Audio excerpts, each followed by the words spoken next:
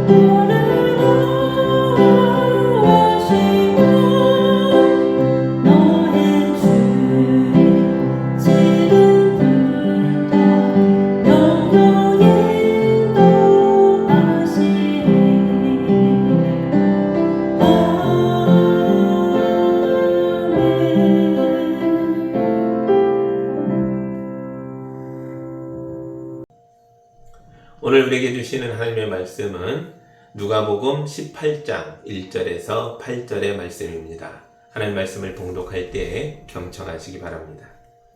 예수께서 제자들에게 늘 기도하고 낙심하지 말아야 한다는 뜻으로 비유를 하나 말씀하셨다. 어느 고을에 하나님도 두려워하지 않고 사람도 존중하지 않는 한 재판관이 있었다. 그 고을에 과부가 한 사람이 있었는데 그는 그 재판관에게 줄곧 찾아가서 내 적대자에게서 내 권리를 찾아주십시오 하고 졸랐다. 그 재판관은 한동안 들어주려고 하지 않다가 얼마 뒤에 이렇게 혼자 말하였다.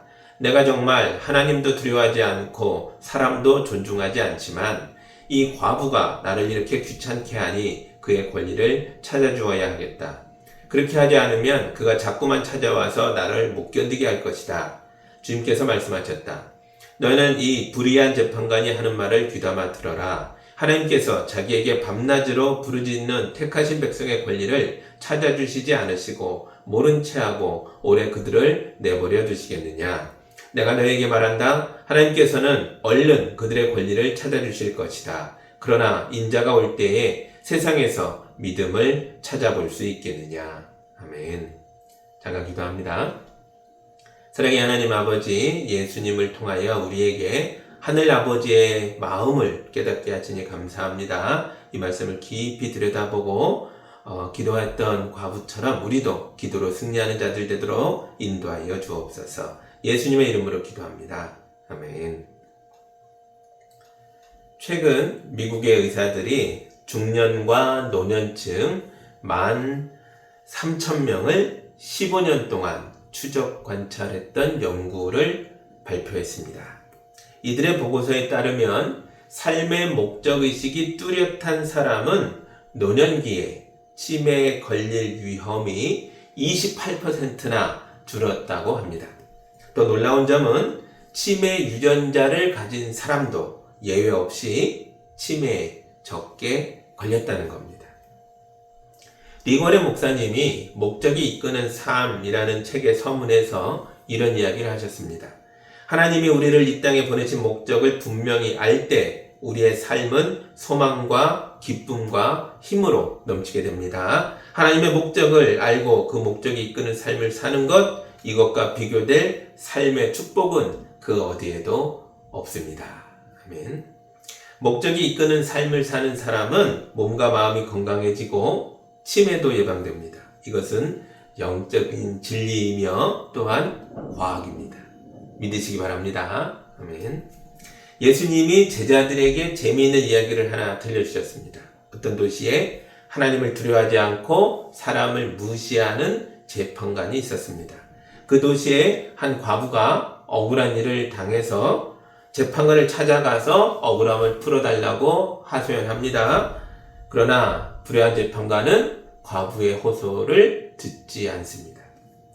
제자들은 예수님의 이야기를 들으면서 어떤 사건들이 생각났을 겁니다. 비슷한 일들이 이 시대에 많았었거든요.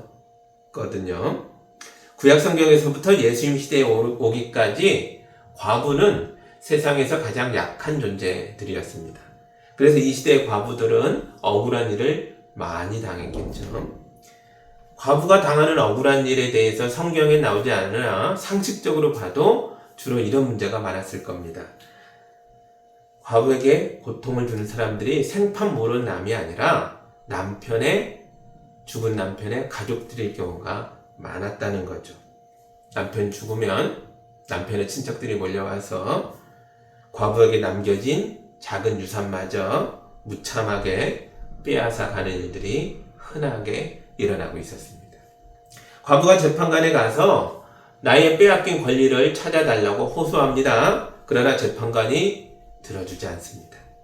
자기가 힘이 없어서도 아니고 옳고 그름을 판단하지 못해서도 아닙니다. 불의한 재판관이 과부의 호소를 무시했던 이유는 자기에게 돌아올 이익이 없어서였습니다.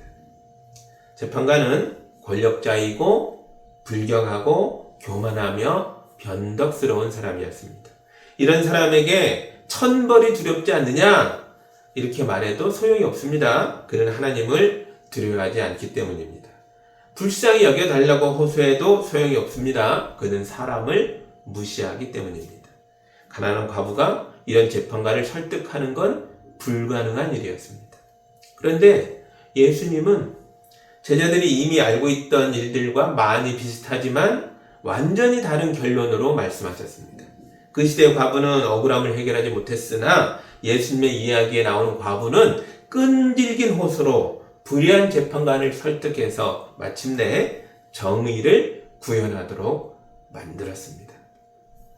이 과부가 신실하고 겸손하게 끈질기게 호소함으로써 마침내 불의한 재판관을 움직이게 했습니다. 과부가 포기하지 않고 날마다 찾아와 도움을 구하니 결국은 귀찮아서라도 재판관이 과부의 청을 들어주었다는 겁니다. 예수님이 제자들에게 이런 이야기를 해주신 이유가 있습니다. 제자들에게 기도에 관해 가르쳐 주기 위해서였습니다. 1절을 다시 봅니다. 예수께서 제자들에게 늘 기도하고 낙심하지 말아야 한다는 뜻으로 비유를 하나 말씀하셨다. 아멘. 예수님은 제자들에게 끈질기게 기도해야 하는 이유를 가르쳐 주려고 과부 이야기를 하셨습니다. 사실 예수님 자신이 기도의 사람입니다. 예수님은 아침 일찍 일어나 기도하셨고 밤을 새워가며 기도하셨고 금식하며 기도하셨습니다. 예수님이 왜 이렇게 기도를 많이 하셨습니까? 예수님은 자기 생애에서 반드시 이루어야 하는 목적이 있었기 때문입니다. 예수님이 가장 크게, 가장 많이, 가장 오래, 가장 힘들게 기도하신 게 언제였습니까? 십자가의 죽음을 앞두고 있던 그날 밤이었습니다. 그날 예수님은 얼굴에서 흘러내리는 땀이 피가 될 정도로 몸부림치며 기도하셨습니다. 이날 예수님이 왜 이렇게까지 기도하셨습니까? 자기 인생에서 반드시 이루어야 하는 목적이 코앞에 다 왔기 때문입니다. 예수님의 목적은 죄로 인하여 죽을 수밖에 없었던 사람들을 구원하여서 하나님 백성 되게 하는 것이었습니다. 이런 유대한 목적을 어찌 기도 없이 이룰 수 있단 말입니까? 그래서 예수님은 매일 기도할 수밖에 없었습니다. 과부의 호소가 이런 것이다 라고 말씀하신 것입니다. 과부에게는 지금 재판관이 누구냐가 중요하지 않았습니다. 남자든 여자든 노인이든 젊은이든 상관없었습니다. 그가 누구든지 간에 과부는 자기 인생의 목적을 이루기 위하여 매일 재판관을 찾아가서 호소한 것입니다. 예수님은 제자들에게 불의한 재판관과 우리의 하나님을 비교하여 보라 말씀하십니다. 6절과 7절입니다. 주인께서 말씀하셨다. 너희는 이 불의한 재판관이 하는 말을 귀담아 들어라. 하나님께서 자기에게 밤낮으로 부르짖는 택하신 백성의 권리를 찾아주시지 않으시고 모른 채 하고 오래 그들을 내버려 두시겠느냐. 아멘. 불의한 재판관이라도 과부의 끈질긴 호소에 버티지 못했습니다. 하물며 사랑 많으신 우리 하나님 아버지는 어떠시겠느냐. 하나님은 자기 백성의 끈질긴 기도를 절대로 외면하지 않으신다라고 예수님이 말씀하고 계시는 것입니다. 그러므로 하나님을 아버지라고 부르는 사람들은 항상 기도하고 절대로 낙심하지 말아야 합니다. 예수님이 가르쳐 주신 주기도문의 첫 문장이 어떻게 시작합니까? 하늘에 계신 우리 아버지. 이렇게 시작합니다. 우리가 드리는 기도는 허공에 외치는 소리가 아니고 사랑 많으신 하늘 아버지께 드리는 자녀의 기도다라고 예수님이 가르쳐 주시는 것입니다.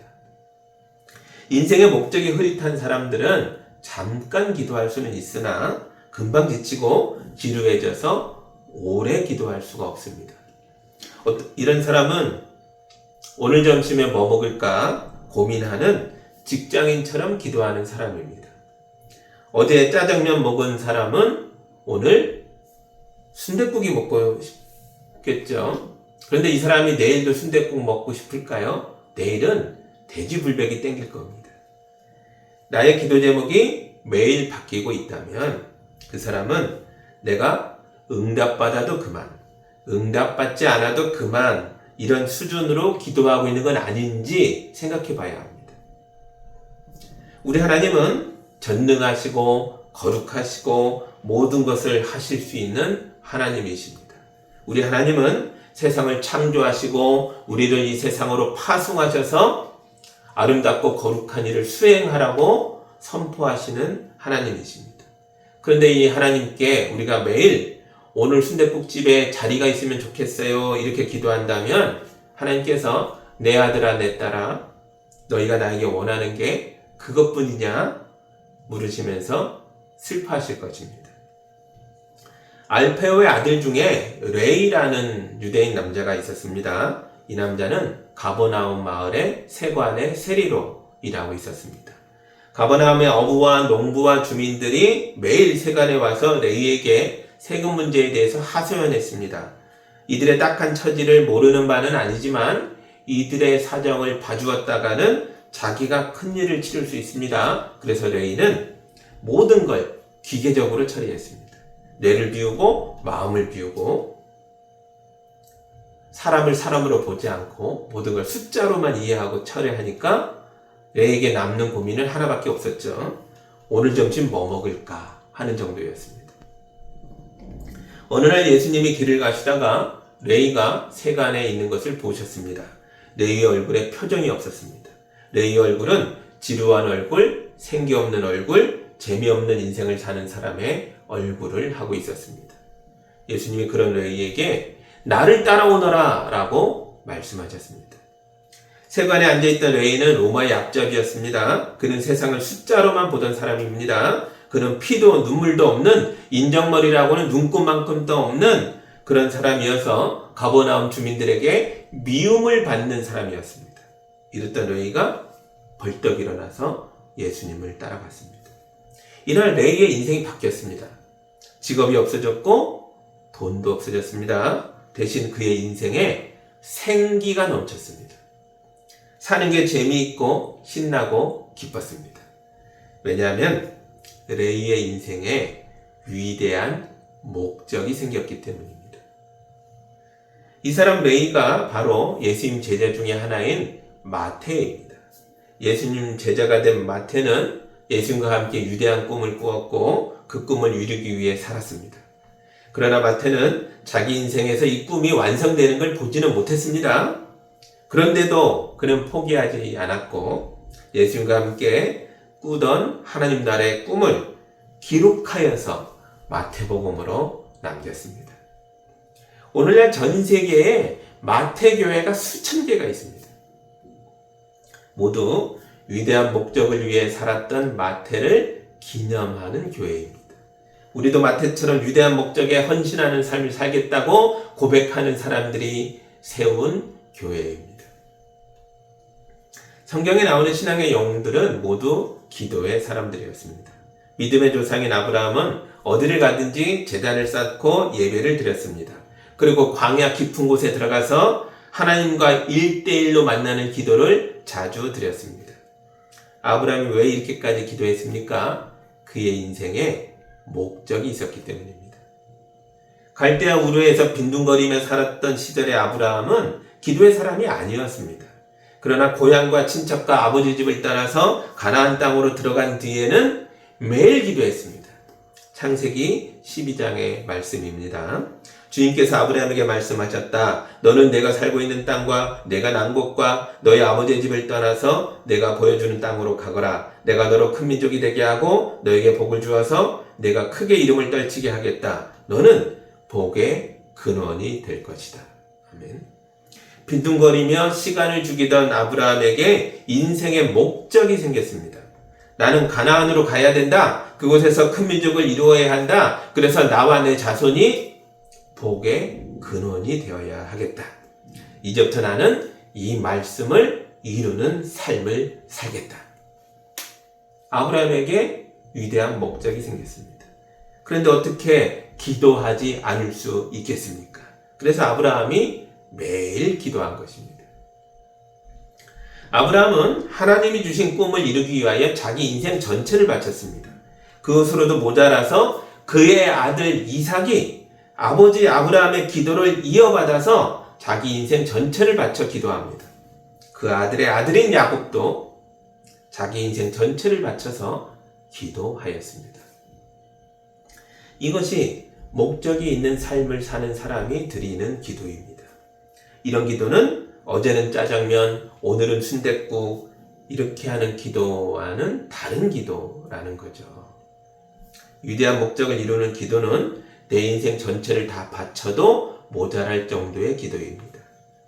그래서 우리는 계속 끈질기게 매일 내 생이 다할 때까지 기도해야 하는 것입니다. 우리에게 주어진 시간이 많지 않습니다. 오늘 말씀 앞에는 세상의 마지막 날에 대한 경고의 말씀이 나옵니다. 17장 34절에서 37절의 말씀을 봉독하겠습니다. 내가 너에게 말한다. 그날 밤에 두 사람이 한 잠자리에 누워있을 터이나 한 사람은 데려가고 다른 한 사람은 버려둘 것이다. 또 두 여자가 함께 맷돈질을 하고 있을 터이나 한 사람은 데려가고 다른 한 사람은 버려둘 것이다. 제자들이 예수께 말하였다. 주님, 어디에서 그런 일이 일어나겠습니까? 예수께서 그들에게 말씀하셨다. 죽음이 있는 곳에는 또한 독수리들이 모여들 것이다. 아멘. 두 사람이 한 잠자리에 같이 누워 있었습니다. 두 사람이 부부거나 형제거나 자매겠죠. 또 두 여자가 함께 맷돌질을 하고 있습니다. 두 사람이 엄마와 딸이거나 친한 이웃이거나 그러겠죠. 두 사람의 형편과 처지가 아주 비슷합니다. 그래서 우리는 두 사람 인생의 결과도 마찬가지일 거라고 생각합니다. 그러나 그렇지 않다는 거예요. 세상의 마지막 날에 한 사람은 데려감을 당하고 한 사람은 버려둠을 당함으로써 그들의 인생이 완전히 달라집니다. 그래서 예수님이 18장 1절에서 늘 기도하고 낙심하지 말아야 한다라고 말씀하고 계시는 것입니다. 세상 모두가 낮에는 맷돌질하고 밤에는 잠들면서 매일 똑같은 일상을 사는 것처럼 보이지만 절대로 그렇지 않습니다. 목적이 있는 삶을 사는 성도들은 그 모든 일상 속에서 하나님의 뜻을 이루기 위하여 매일 기도하고 끈질기게 기도합니다. 우리의 기도는 하나님을 영화롭게 하고 하나님의 뜻을 이루며 우리 가정과 교회를 하나님의 나라로 만드는 거룩한 능력의 통로가 될 것입니다. 그러면 우리는 맷돌질 하다가도 구원받고 자다가도 구원받는 줄 믿습니다. 아멘. 만약 과부가 재판장에게 호소하는 것을 멈춘다면 그의 인생에서는 아무 일도 일어나지 않았을 겁니다. 그리고 우리가 기도하는 걸 멈춘다면 우리 인생에서도 하나님의 능력과 역사를 보지 못할 것입니다. 8절을 보겠습니다. 내가 너에게 말한다. 하나님께서는 얼른 그들의 권리를 찾아주실 것이다. 그러나 인자가 올 때에 세상에서 믿음을 찾아볼 수 있겠느냐. 아멘. 예수님이 나를 따라오너라 부르셨습니다. 이 부르심에 예라고 응답하는 것이 믿음입니다. 예수님과 함께 유대한 꿈을 꾸는 사람들은 끈질기게 기도해야 합니다. 낙심하지 말고 기도해야 합니다. 이런 사람들은 마침내 하나님의 사랑과 은혜와 능력을 보게 될 것입니다. 과부의 억울함이 풀릴 것이고 아브라함의 자손은 땅을 차지할 것이며 마태는 예수님과 함께 영광의 자리에 앉을 것입니다. 여러분도 인생의 목적이 있어서 그 목적이 이끄는 삶을 살면서 매일 기도하고 매일 울고 웃으며 기쁘고 행복하게 사는 거룩한 성도들이 다 되시기를 우리 주님 예수 그리스도의 이름으로 축복합니다. 아멘. 기도하겠습니다. 사랑의 하나님 아버지 감사합니다. 우리 예수님께서 끈질기게 늘 기도해야 하는 이유를 밝혀주시는 말씀을 보았습니다. 이 말씀에 나오는 과부처럼 주님의 제자들처럼 우리도 성경의 영웅들처럼 기도로 승리하는 삶을 살게 하여 주옵소서. 우리 예수님이 주신 위대한 꿈, 하나님 나라의 꿈을 품고 매일매일 기도로 이루어 나가는 삶을 살게 하여 주옵소서. 종말의 날에 주님께 들림받는 우리 모두 되게 하여 주옵소서. 예수님의 이름으로 기도합니다. 아멘.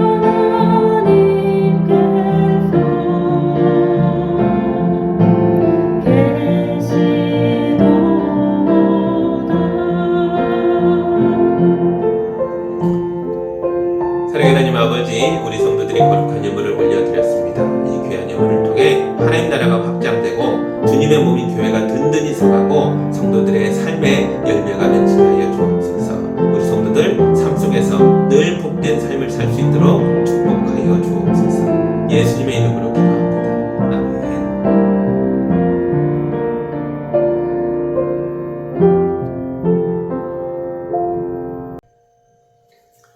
이제는 우리 주 예수 그리스도의 은혜와 우리 하나님 아버지의 크신 사랑하심과 성령님의 인도하심과 교통하심이 주님의 부르심에 예로 응답하고 믿음으로 나아가는 기도로 삶을 이루는 모든 성도들 위해 이제로부터 영까지 함께하기를 간절히 축원하옵나이다.